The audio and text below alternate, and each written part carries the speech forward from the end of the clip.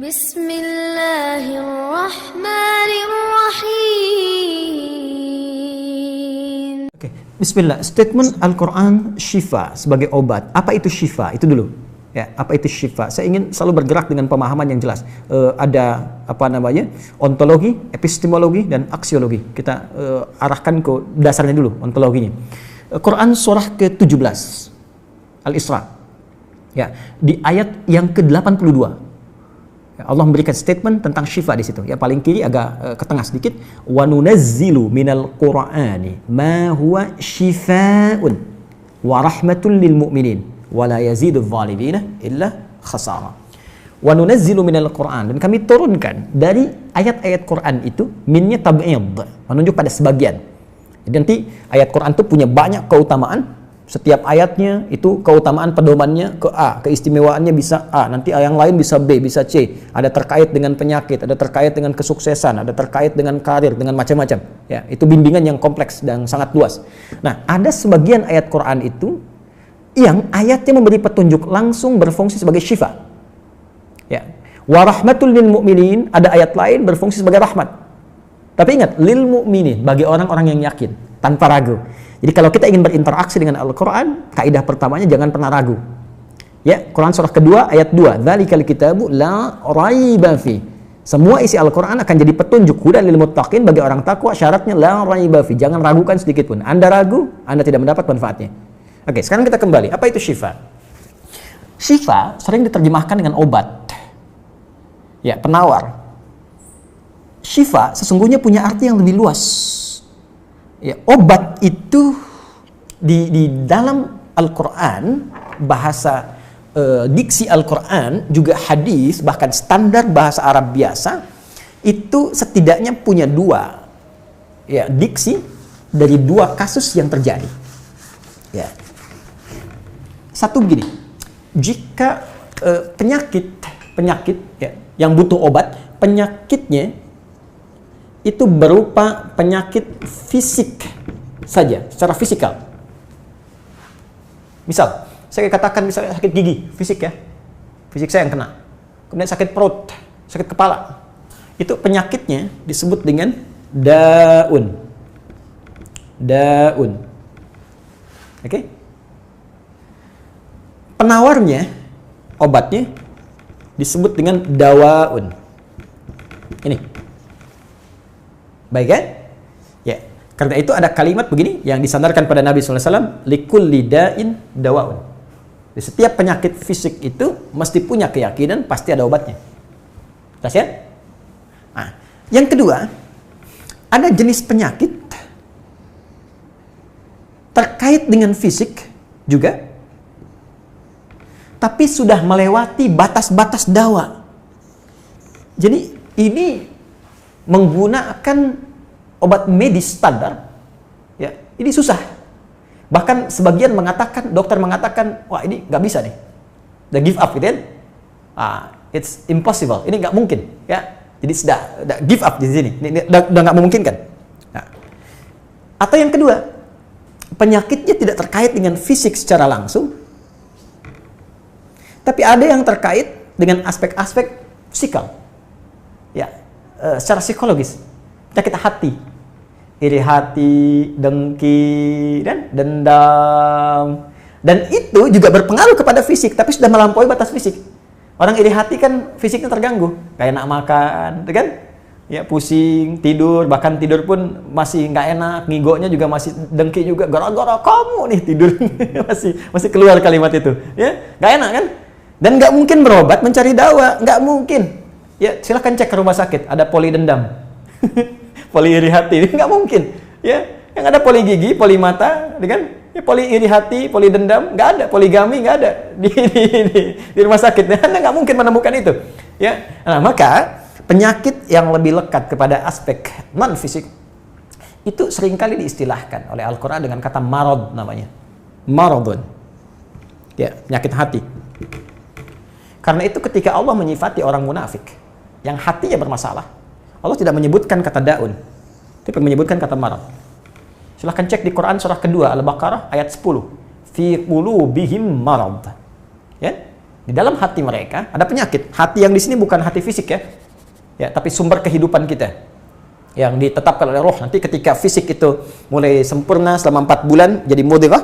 Jadi kan ada 3 tahapan seperti kita ketahui, ya. Dari mulai di Al-Arba'in, kalau kita baca Al-Arba'in, Al-Imam An-Nawawi, hadis nomor yang keempat, ya, Abdullah bin Mas'ud radhiyallahu ta'ala anhu qala qala Rasulullah SAW huwa as-sadiqul masduq inna ahadakum yujma'u fi batni ummihi 40 yawman nutfah. 40 hari pertama ya, itu baru berbentuk penyatuan, perpaduan antara spermatozoa dengan ovum, thumma yakunu alaihi 'alaqah, kemudian misla dzalika 'alaqah, 40 hari kedua berbentuk zigot yang telah menempel di dinding rahim, thumma yakunu misla dzalika mudghah, 40 hari ketiga berbentuk mudghah, daging keratan. Bahkan sudah jadi bahasa sekarang ya di masa kan bahasan janin ya, di kurikulum kedokteran saya lihat redaksinya sama, mudghah ya. Nah, dalam fase ini kemudian ditiupkan roh ya, wa yursalu alaihimul malak, alaihil malak, dan diutus malaikat, wa yu'maru bi katbi arba'in, dan diperintahkan menetapkan 4 hal. Nah, saat ditiupkan roh ini itu terjadi kemudian penyatuan antara fisik dengan roh. Itu ada di Quran surah ke-15 ya, ayat ke-28. Ya, wa idz qala rabbuka lil malaikati inni khaliqun basyaran min salsalin min hama'in masdun fa idza sawaituhu wa nafakhtu fihi min ruhi. Jadi roh masuk ke dalam jasad seseorang, ya, ke dalam fisik seseorang. Ketika sudah masuk, dia bisa bernafas kan, ada kehidupan, unsur kehidupan. Karena itu nafas terambil dari bahasa Al-Qur'an. Jadi begitu kemudian sudah masuk roh ke dalam jiwa, menjadi nafas namanya, berubah dari roh jadi nafas. Ya, maka dia membawa 2 potensi. Ya, ada fujur, ada takwa. Di Quran surah 91 ayat 7 sampai 10. Wa nafsi wa ma sawwaha fa alhamaha fujuraha wa taqwaha. Jelas ya? Maka wa nafsi wa ma sawwaha, jika roh sudah masuk ke dalam jiwa jadi nafas, dan disitulah manusia bisa bernafas. Tapi jangan lupa dia membawa 2 potensi. Ada potensi kebaikan, takwa, ada katalis kebaikan. Saya tidak mengatakan yang buruk. Itu katalisnya. Jadi lawannya langsung. Yaitu jujur lawannya dusta. Ya, marah lawannya sabar. Yang sabar itu takwa, jujur itu takwa. Yang marah, yang sombong, yang bohong itu namanya fujur, itu katalisnya. Di Allah menciptakan sifat marah bukan ingin membuat Anda pemarah, tapi ingin kemudian memacu supaya yang sabarnya muncul. Sebab kalau nggak ada marah, bagaimana bisa ada sabar? Itu cara membacanya. Nah, di sini terjadi pergolakan. Ya, apa kaitannya dengan ini? Orang-orang yang tidak bisa mengendalikan sifat takwanya dan tidak menjadikan sifat fujurnya sebagai katalis, tapi diikuti menjadi dominan, maka jadi penyakit di hatinya. Itu yang disebutkan dengan marad namanya. Ya, itulah yang memunculkan penyakit riya, pamer, gitu kan? Sum'ah, ingin didengar orang, sombong turunannya, ya, kemudian dendam dan sebagainya. Ini marad. Marad ini dan penyakit yang sudah melewati batas fisik, kalaupun terkait dengan fisik, nggak ada obatnya dari dawa. Yang ada hanya syifa. Syifa. Maka jika ada orang tertentu yang terkena penyakit fisik yang sudah di luar batas dawa, yang medis misalnya udah nggak bisa nih, ini nggak mungkin, maka beralihlah dari dawa ke syifa. Ini yang pernah dilakukan oleh Nabi Ayyub alaihissalam. Ketika diuji dengan penyakit, Allah contohkan langsung supaya kita bisa meniru. Bukankah ayat ini turun ketika Nabi diuji dengan penyakit?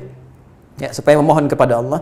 Jadi kan Nabi Ayub kan divonis dengan penyakit yang tidak pernah diderita oleh orang sebelum beliau, tidak akan dirasakan oleh orang setelahnya. Yang paling menarik apa yang dilakukan? Ketika semua mengatakan nggak mungkin, lalu turun kemudian gambaran dari Allah. Quran surah ke-21 ayat 83 sampai 84. Wa ayyuba, pakai fathah loh, bukan dhamma, bukan kasrah. Ya, fathah itu menunjukkan sesuatu di masa lalu untuk dibuka bagi orang di masa depan.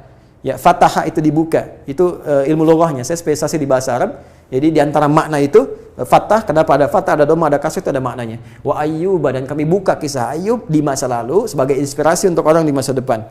Idnada rabbahu anni masanni yadhurru wa anta arhamur rahimin. Ketika beliau mulai meninggalkan opini manusia dan mulai kembali kepada Allah dengan sangat kuat untuk spesifik memohon kesembuhannya. Ya Allah, penyakit ini sudah mengganggu saya. Untuk ibadah, itu poinnya. Untuk ibadah. Jadi ternyata kalau ingin disembuhkan dengan cepat, arahkan kesembuhan itu untuk niat kita beribadah. Kalau cuma pengen sembuh saja, jangankan Anda yang belum beriman pun kalau sakit pengen sembuh. Terus Anda tujuannya apa dari kesembuhan itu? Kalau cuma pengen minta dunia, apa dengan sakit belum cukup menjadikan Anda ingat Allah?